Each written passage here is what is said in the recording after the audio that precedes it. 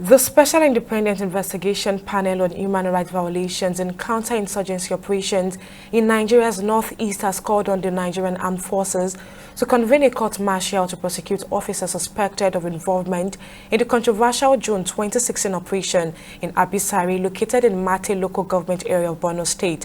The panel specifically cited members of the defunct 8th Task Force Division in Mongono, along with other military units implicated in the tragic killings within the community. This call is part of the panel's comprehensive findings in a recent report that examines widespread human rights abuses linked to counter-insurgency operations in the region. Our correspondent Emeka Amako reports from Abuja. The Special Independent Investigative Panel on Human Rights Violations in Counter-Insurgency Operations in Northeast Nigeria was set up by the National Human Rights Commission following a report by Reuters in 2022. In a three-part report, Reuters alleged that Nigerian military conducted illegal and forced termination of 10,000 pregnancies, extrajudicial killing of children, and the violation of the rights of women.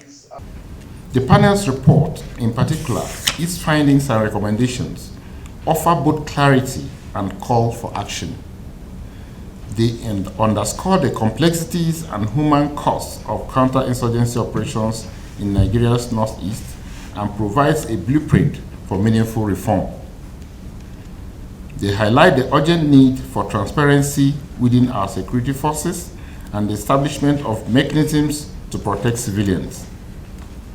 The National Human Rights Commission is resolute in its commitment to the implementation of this report, and in particular, redoubling our collective efforts towards integrating human rights principles into military and counter-insurgency operations across Nigeria.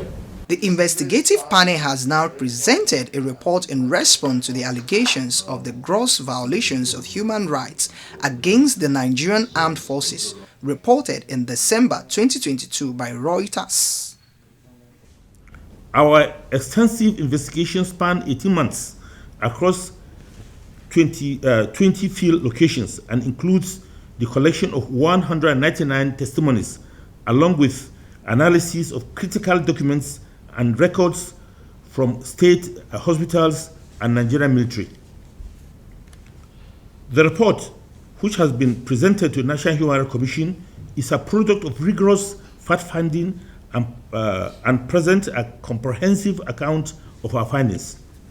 It highlighted several systematic challenges, including poor record keeping in both states and military hospitals, and the overcrowded conditions of detainees in UR barracks, which is closely linked to difficulties in the prosecution of suspects detained within the facility.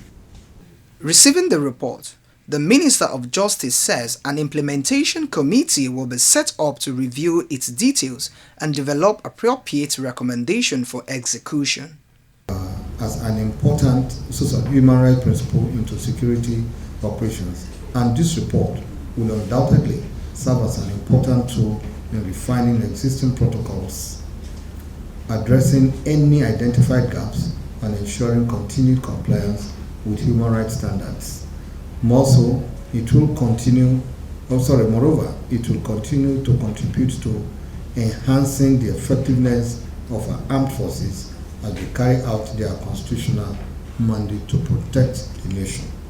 In line with President Bola Ahmed Tinubu GCFR's renewed hope agenda and the administration's resolute commitment to the rule of law, my office will immediately establish an implementation committee to review the report and develop appropriate recommendations for execution. The government remains steadfast in ensuring that justice prevails and any necessary remedial action will be taken within the framework of the law.